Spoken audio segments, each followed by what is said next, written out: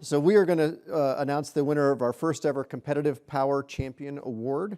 And we have been discussing it internally for probably a couple of years, and we thought this was the right year for us to go ahead and do that. So if you'll indulge me, I'm going to introduce our highly deserving award winner, but I will tell you that they couldn't be with us today for reasons that are perfectly reasonable and understandable, but we will do our level best to make sure that you at least get to hear from them. So our recipient received a bachelor's degree from Georgetown University's School of Foreign Service and also has a law degree from the Washington College of Law at American University. And with a professional resume that is rich in experience, first working in a private law firm, then on the staff of the U.S. House of Representatives, or for U.S. Representative Joe Barton, was just a warm-up. In 1995, our winner went to work for the U.S. House Committee on Commerce as Majority Counsel for Electricity, Nuclear Waste, Hydropower, and Energy Conservation Matters, as well as oversight of the U.S. Department of Energy and FERC. In that capacity, our champion managed a number of bills that became law. In 1998, he drafted the first comprehensive electricity legislation that eventually became the electricity provisions of the Energy Policy Act of 2005, and then went to work for DOE in a senior policy advisor role to the Secretary of Energy on electricity and other domestic energy issues, including doing staff work for the National Energy Policy Development Group.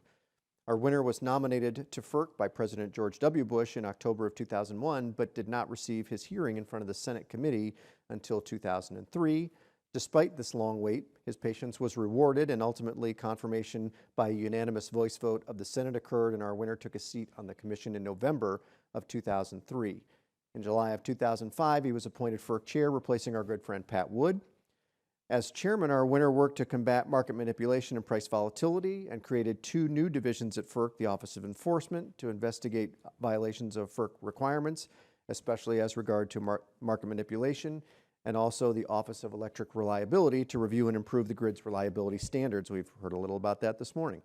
Under his leadership, FERC launched a number of major market manipulation investigations, some of which resulted in significant civil penalties, and the nation's first mandatory electric reliability standards were established during his tenure.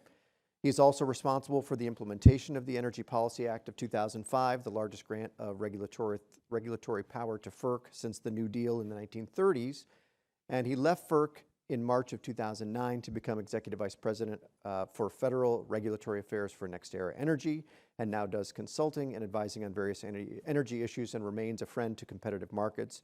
So with that, our congratulations go to our first ever Competitive Power Champion Award winner, Mr. Joe Kelliher. Since Joe couldn't be with us, feel free. Joe was kind enough to put a video together to share with you some of his thoughts and to accept our award. So Francis, if you'll have him run the video, that would be great. I want to express my appreciation for this award. It means a great deal to me, and I'm truly honored. I apologize for not being there in person to accept it, but I'll be visiting my daughter in the UK on a long-planned trip. At the end of my time at FERC, I was given a different award, a consumer award by the American Public Gas Association for outstanding service on behalf of consumers. And it may seem anomalous to some to get a pro-consumer and pro-competition award, but I don't think it'll seem strange to people in this room. I think we all recognize that competition favors consumers. It lowers costs. It transfers risk from consumers to competitors. It accelerates the retirement of uneconomic generation. It encourages entry of efficient generation. It encourages the deployment of new technologies, and it encourages the exit of non-competitive competitors. I became chairman at a time when competitive markets were under attack. The price of natural gas was about $9, rose to $15 after Katrina and Rita. I was still dealing with the legacy of the California Western power crisis. And so it was a harder time to be chairman and defend competition than when prices are $1.50, natural gas prices are $1.50 like they are today. So I think my successors have had sort of an easy ride. The biggest changes in electricity and gas law since the 1930s occurred in the 80s and 90s. When FERC interpreted, and those changes occurred not because of anything Congress did, because of what FERC did. FERC reinterpreted the Natural Gas Act and the Federal Power Act to conclude that a just and reasonable price can be set by reliance on competitive forces, not a cost-based rate-making proceeding. That simple realization has really unlocked competitive markets. That conclusion, FERC's reinterpretation, it's been upheld by the courts, and it's also been ratified by Congress in subsequent laws. So to me, it's law of the land. I also wasn't alone at FERC in defending competitive markets. I was joined by Sue Kelly, by Mark Spitzer, Phil Moeller, and John Willinghoff. One thing that strikes me looking back on my commission is that there was a clear unity and clarity of thought about competitive markets at the time. Sometimes that clarity and unity at subsequent commissions has not been as clear. But we defended competitive markets from attacks. The general attack, at least on power markets, was efforts to orchestrate the lower of cost or market outcomes. And I think we all know that markets cannot succeed or sustain on that basis. So we rejected all those efforts, sometimes fairly harshly, at least from the point of view of complainants and petitioners. But we also advanced competition. We weren't just in a defensive crouch.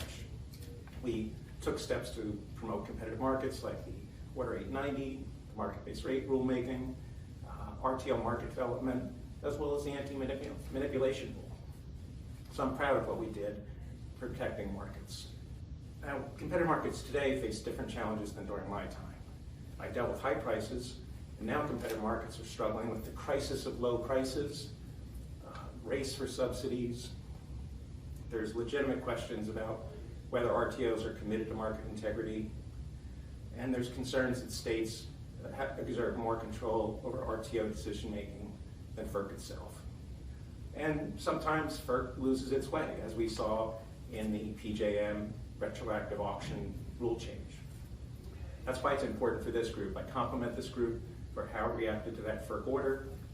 I think Todd, Glenn, EPSA, P3, the generators, they really rallied around, I want to say attack, but that's probably impolite, but towards properly seeking judicial review of that FERC order.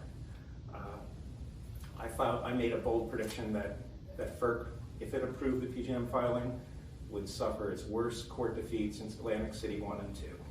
Now, I'm not sure this defeat is quite eclipsing Atlantic City 1 and 2, but it's pretty embarrassing. It's a stinging defeat. And I want to compliment the people in this room for leading the effort and for your victory. And my main regret in not being with you is that I can't raise a glass and toast the victory over FERC, my old agency that I still love, that lost its way. And hopefully your success will lead them down a different path. So thanks very much. Appreciate the award. Thanks.